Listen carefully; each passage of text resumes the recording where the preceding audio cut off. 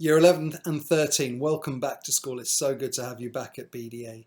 It has been far too long. It had been my hope that we would have seen you back earlier in the year, maybe in January, for in-class teaching, but that has not been possible. We must be grateful for what we have, and I am very, very pleased that you're back in school and that you're back into your classrooms and you're learning well. You are a great cohort of students. You're both our Year 13s and our Year 11s. You are two of the best cohorts we've ever had, and you've demonstrated great resilience. This is not your first return from lockdown. Of course, you returned from lockdown in September last year, and I just want to pay tribute to the resilience that you showed and how much you embodied our core value to aim high. You came back into school and you got really, really focused on your lessons. You knew it was your final year. Year 11s, your corridor was absolutely amazing to walk down. You were always studying so hard. Year 13s, you know how good your lessons were. You were studying so well, and you really showed how ambitious you were in the autumn assessment series, where you got some of the highest grades that we'd ever seen in an autumn assessment series. I'm absolutely certain that had we been in school the whole year through, we would be walking towards a beautiful set of results for you this year, and that would be testament to your hard work and talent. Of course, it's not going to be quite as simple as that. We've had the lockdown and there's been changes to the exam series, and I hope over the course of this presentation I'm going to update you and reassure you on how that process will work insofar as much as we know, because we haven't got all the details yet.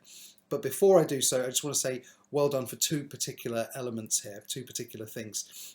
Firstly, Year 13s. You have done your UCAS applications nice and early, you sent them off to universities nice and early, and you've had the reward for it. There's been lots and lots of offers coming in from the best universities in the country. Last year, over 40% of our Year 13s went to Russell Group universities, and this cohort looks on course to hit that target and exceed it. And it's worth noting that that is higher than the average for private schools. We are particularly proud of one of our students who has an offer from Oxford University, so that's an incredible achievement. And Year 11s, I think the sort of the stories of how well our Year 13s are doing has trickled down to you. We have had a record number of applicants for our sixth form this year, and we're doing everything that we can to take in as many of you as possible. We're trying to increase the number of spaces to accommodate all of you, and I think that's just a testament to the fact that you guys know full well that sixth form is about getting into the best universities in the country. That means you need great teaching, and the sixth form at BDA gives you fantastic teaching and secures the best destinations for our students. So it's been really, really nice to interview you for that process, for sixth form, and I know the sixth form team in particular wanted to say well done. They thought you were spectacularly well prepared and you came across really, really well in your interviews for the sixth form. So really well done on that. But none of this takes away from the big question on our minds. How will we be graded this year? It has been a strange period of time. In December, it was announced that we wouldn't be coming back to school as per normal, that we would be having a period away from school, and by January it was clear that the exam process would not be going ahead as would have normally been planned. In January, Ofqual, and that's the organisation that does all the exam awards in the country, they began consulting on how grades would be awarded. And that consultation period, that concluded on the 25th of February. In fact, it concluded a bit earlier than that. On the 25th of February, they published their draft guidance on it. I just want to say well done to our students, because lots of our students contributed to that consultation. We certainly did as a school, and I certainly did it as an individual, but lots of our students contributed to that as well, and I'm not remotely surprised about that. That's a testament to the activism of our students.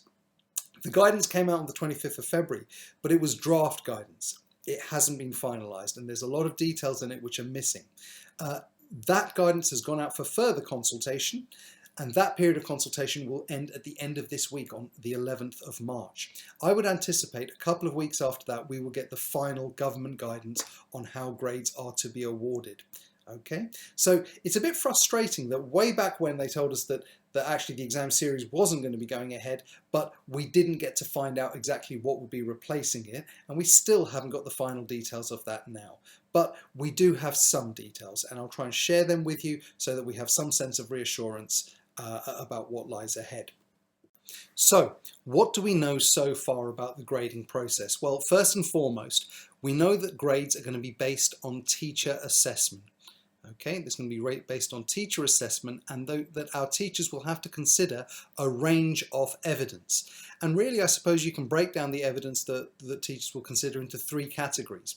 One, the work done prior to lockdown, and that will include classwork, that will include your assessments that you would have done in the autumn term. Two, the work that has been done during lockdown, and there has been a huge amount of work done during lockdown. Three, the work done since our return to school, i.e. yesterday. So how are we working in class now? That's going to contribute towards the final judgment on your grade. There will also be a more formal exam period that will take place after the Easter break in the summer term. And I'll give you some more details on that in a moment, but that will contribute towards the grade. So those are sort of the three ballpark areas that we think that the evidence is going to be drawn from. The work done prior to lockdown, the work done during lockdown, and the work done since we have returned to school. I've said that there's going to be an exam period, of sort of a more formal exam period in the summer term. The details of that are still a little bit open.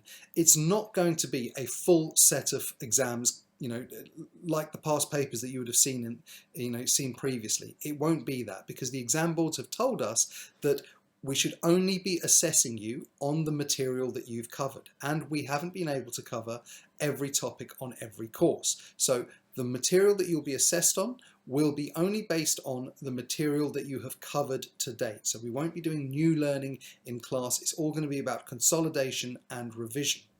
The assessments you sit also will not be full exams, so they're not going to be the full length of a normal exam paper. They will be shorter, so they are going to be quite different. Okay, that's what we do know. What don't we know? Well, we haven't had final confirmation on the evidence sources. I've described that they must fall into three categories, but we haven't had that absolutely confirmed yet. The second thing to note is that we haven't been told the weighting of each type of evidence. They've told us the more recent evidence carries greater weight than older evidence, which is fair enough. But exactly what allocation, what proportion of the grade should come from each element of that hasn't been shared with us yet. We're still waiting on that from the exam board. And we've been told that we're going to get some sample examination material. So you'll only be assessed on work that you have done already, on topics that you've been done already, and the exam boards are providing us with a sort of question bank that we can go to of exam style questions that we can use to help assess you on the topics that you've covered. Now, we are expecting that imminently, but we haven't received that sample examination material yet. So we can't say exactly what these exams are going to look like. Okay, but I expect that to be coming shortly. And finally, Ofqual are going to moderate the grades that schools provide, but we don't know what the process of that is yet. The details of that haven't been provided. All of these things are very, very important, and we need them before we can share what the exact outline of this examination series is going to, the examination series and the return to school is going to look like, and how grades are going to be awarded. But we don't have all of that information yet. We are expecting it in the coming weeks. Alongside this are our key principles, and it's worth noting that this is not the first time that we've had to generate grades for our students. This happened last year during the lockdown, and we had a really fair and rigorous process, and we made sure that our students got the grades that fully represented their ability and were the grades that they deserved. We're going to be doing that again. The process that we use will be fair and rigorous. The grades given will represent your ability. I can guarantee you that the school will develop a robust data set on which to base those judgments. You will know what the evidence base is that we are using, and the grades that we award will be quality assured across the network. We are part of the ARC network and we are proud of it, so we've got great professionals working in lots of schools who are in exactly the same situation, and we will be moderating our grades and quality assuring our process through the ARC network as well. All the way through this, we're going to make sure that you feel well informed, that you're involved and you're supported throughout the process. It's frustrating not to know the exact details at this juncture, and I'm trying, through sharing this with you right now. I want to share with you everything that we have. At the moment that we get new information, I will be sharing that with you to make sure that you are well informed throughout. And of course, your teachers really want you to get great grades. They want to do everything right for you, and we're going to make sure that our teachers feel really well supported as well, so they can carry out the process with great integrity and make sure that you get the grades that you deserve. So I'd like to provide you with a tentative timeline. Tentative because, as I've shown you earlier, we haven't had the final consultation document from the government. They haven't given us the final details on the process, but there are certain things that we can say are likely to happen. So here we go. We are now in the Spring 2 term. This term is, well, there's about 4 weeks left of this term, and you came back to class yesterday on the 8th of March. Over the course of this term, your teachers are going to use a range of different assessment methods in class to uncover key knowledge gaps. Okay, they will be checking to see where your knowledge is at in class. Now, I want to be clear about this. These assessments will not be used as part of the generation of centre assessed grades. That's not what these assessments are for. They are to inform us of what we need to be teaching you after the Easter break and plug in any gaps in your knowledge for parts of the course that we've covered already. So no new content will be taught beyond completing your current topic. So we're just going to be looking at the current topic you're on and revising past topics that you've covered. And we will communicate to you the entire post-Easter assessment plan and all the guidance from the exam boards to students and parents just as soon as we have it. We're still waiting on it. So that's the plan for this half term. You're going to be in class, you're going to be learning, and your teachers are going to be figuring out exactly where they need to plug the gaps in your knowledge so you can perform really, really well when you come back after the Easter break. We'll then move into the Easter break, and that will be 2 weeks long, and we're going to use that time productively. So all students will be provided with revision packs through Show My Homework for each subject, and it will be those revision packs will be targeted to the key topic areas that will be assessed after Easter. As I said, we won't be assessing the full course because we haven't covered the full course. We will be providing you the topic areas that you need to focus on and the materials to revise from it. You'll be given practice exam questions at that point, so you can really get to grips with exam style questions, put a lot of time into that, and that will all be on Show My Homework for you.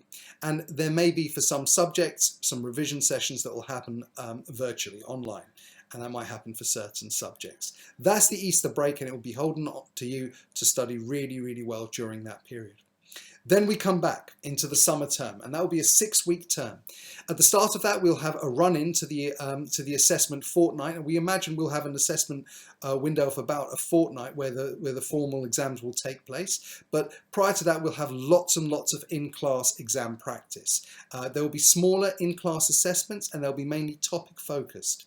Designed to, again, just really reinforce your knowledge in key topic areas, and then we'll move into a formal assessment period. As I said, those assessments will not be normal full-length exams, they will be shortened, but we haven't had eyes on the materials from the exam boards yet, so I can't give you any more details than that for now.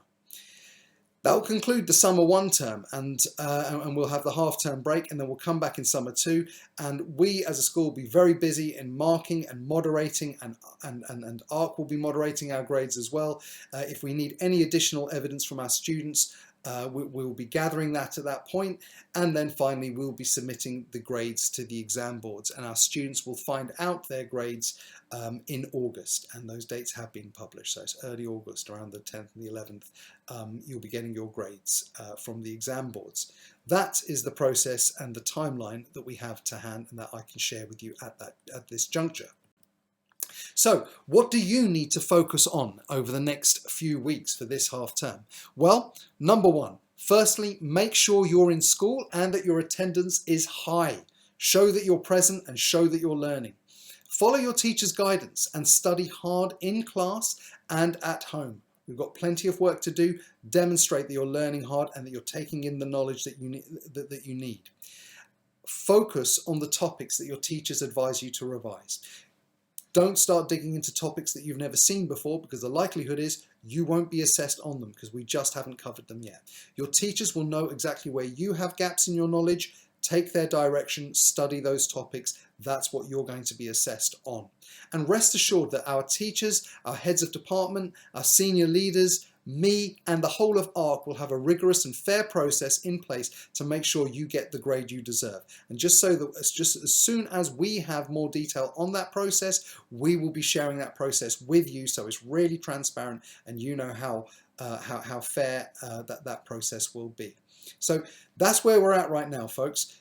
We have a good few weeks left of this term, and our main focus is this: study hard in class. Make sure that you're taking in as much knowledge as possible, and let's just move forward and get some great results. So let's remember our key values. We're going to aim high, as we always do, and we're shooting for the best results possible. We're going to be brave. It's been a period of uncertainty, but we're going to stay strong within ourselves and keep ourselves focused. We're going to be kind. It's a pressure time. It always is for year 11 and year 13. So we're going to be kind to ourselves, kind to our teachers, and kind to each other as a community.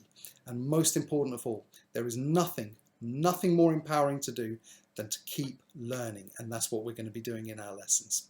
Have a great day, everybody. Look forward to seeing you in person.